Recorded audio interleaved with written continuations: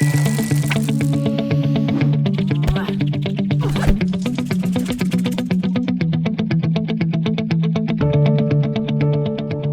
to Hospo Health. My name's Adam.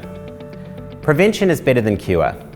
The pandemic has really underscored how important it is for workers and businesses to share the responsibility for mental health and well-being in the workplace. We often hear a lot about the steps that workplaces take to help individuals look after their mental health and well-being.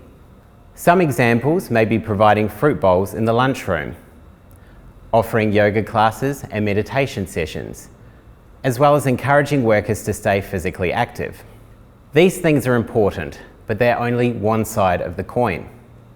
The other side is the legal and ethical responsibility that businesses have to create work that does not cause psychological harm to workers. By meeting this responsibility, businesses can help to eliminate or minimise the risk to psychological health and safety in the workplace.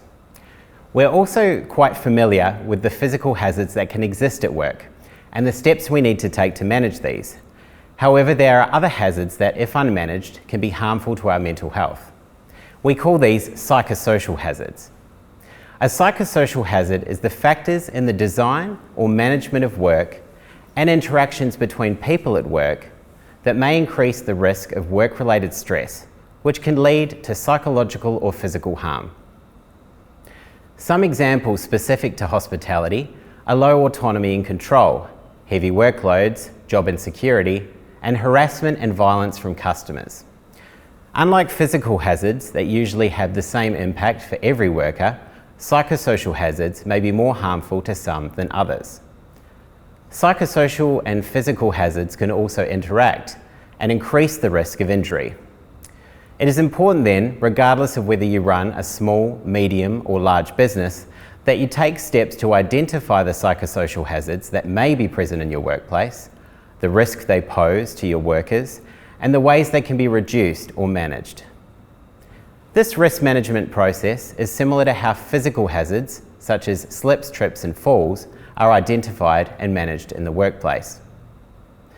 Small businesses may undertake this risk assessment process by talking to their workers about what hazards may be most common, the risks they pose, and ways they can be addressed. The Heads Up website by Beyond Blue contains information specifically related to small business that may assist with the conversation and can assist in creating a mentally healthy strategy. Small businesses can also consult services such as Beyond Blue's New Access for Small Business program or the Ahead for Business website to help identify the ways that business owners and their workers can address psychosocial hazards before they cause psychological harm or injury. In the event you run a medium or large business, you may wish to utilise resources such as the People at Work tool, available through the Safe Work Tasmania website, to run an anonymous survey with your workers. This survey can be used to identify the common hazards in your business and the steps you need to take to address them.